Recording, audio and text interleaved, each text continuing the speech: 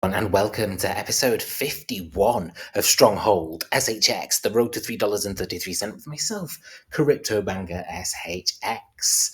I hope you're well. It is September the 15th.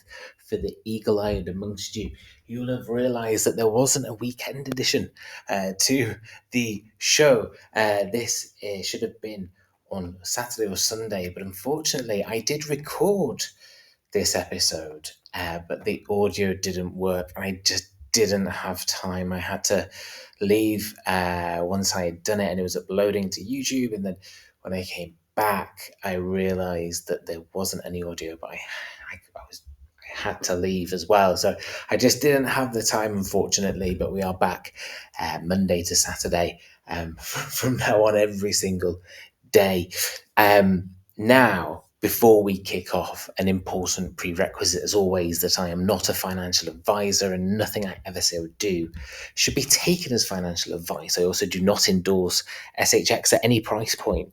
Looking at SHX on the daily, we are ranked 324 out of all of crypto, and we are currently trading just above 2.1 cent. Now, we have seen a slight increase of 0.19% on the daily, and also quite a big increase on the volume, 48% there. Currently sat at $1.7 million of SHX exchanging hands over the last 24 hours. Now, I'm seeing a few people a little bit frustrated in relation to the price and what's actually happening. Now,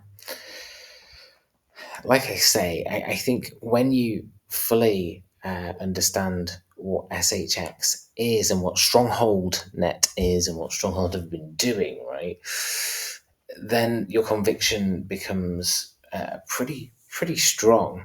You know that at some point in the future, the chances are that SHX will probably have to be potentially a little bit more in regards to value to be able to function in the way that it was designed to.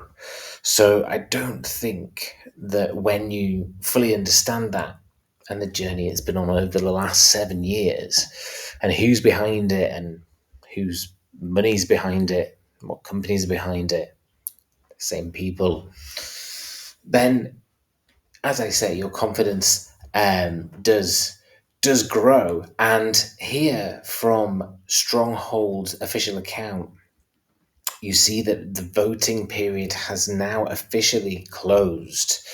As always, a huge thanks to their community for showing up and voting, and the results are coming soon. Now, that was based upon the future is SHX, it says.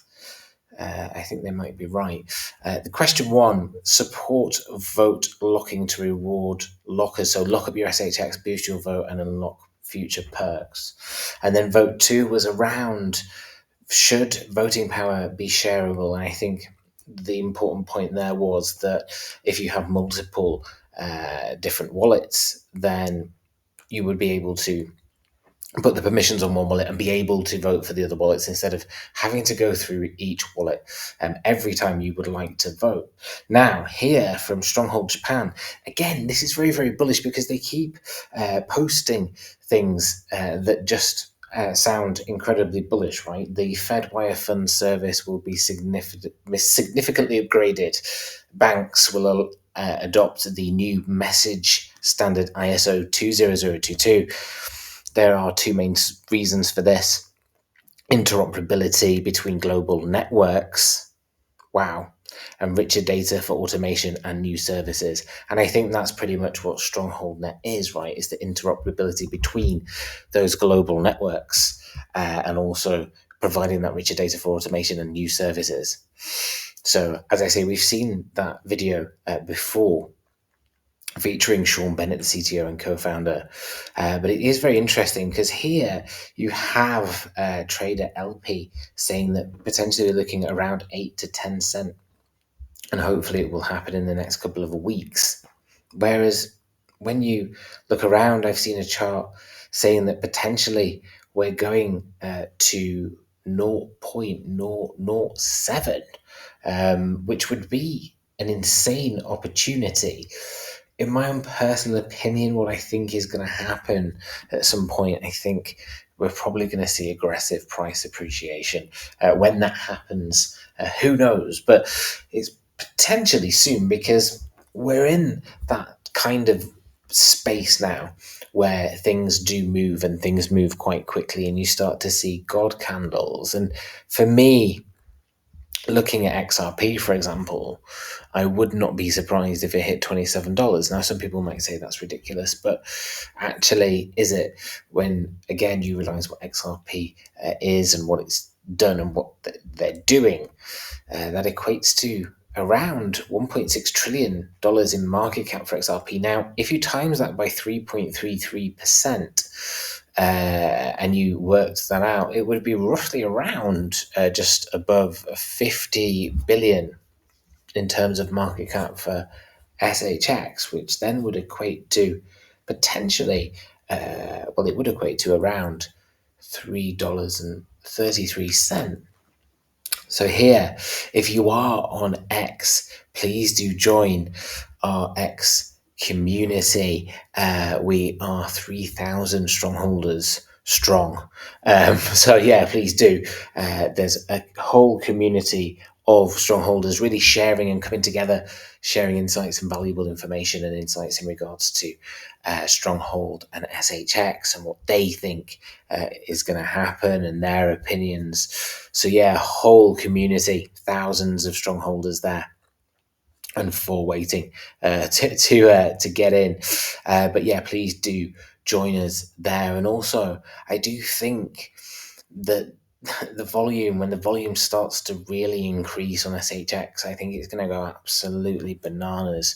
I think that September, moving and looking at the next 2 weeks, it could be a little bit choppy, but October is looking fairly saucy across the board. So we're yet to see it, but I think that when it moves, it's going to move quite aggressively. And the reason for that, and the reason why I've always said that you're going to see sort of potentially these huge green candles on SHX, is because it's such a low market cap. To me, this should be in the multi-billions of market cap, and it's not. So it's a gift before it hits a billion. I think is really a gift in regards to market cap, because this thing is the future, and they've been building a lot. And like I say, the extent in which they've done it and the way in which their partnerships work and their reach globally, and especially with regulators and governments and banks and financial institutions, like, you have to be the highest grade in regards to regulatory compliance and regulatory matters to be able to engage in business with them. They have very, very, very tight regulated procurement departments.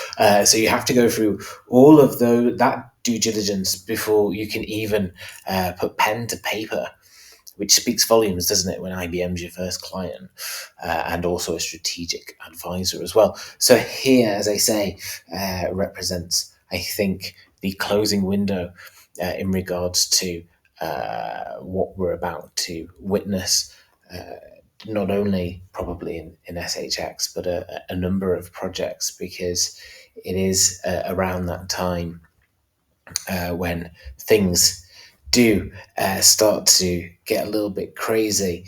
I will be back tomorrow for episode 52. I hope wherever you are in the world that you have a fantastic rest of the day. I hope you had a fantastic weekend. I love you all, and I will see you tomorrow for episode 52.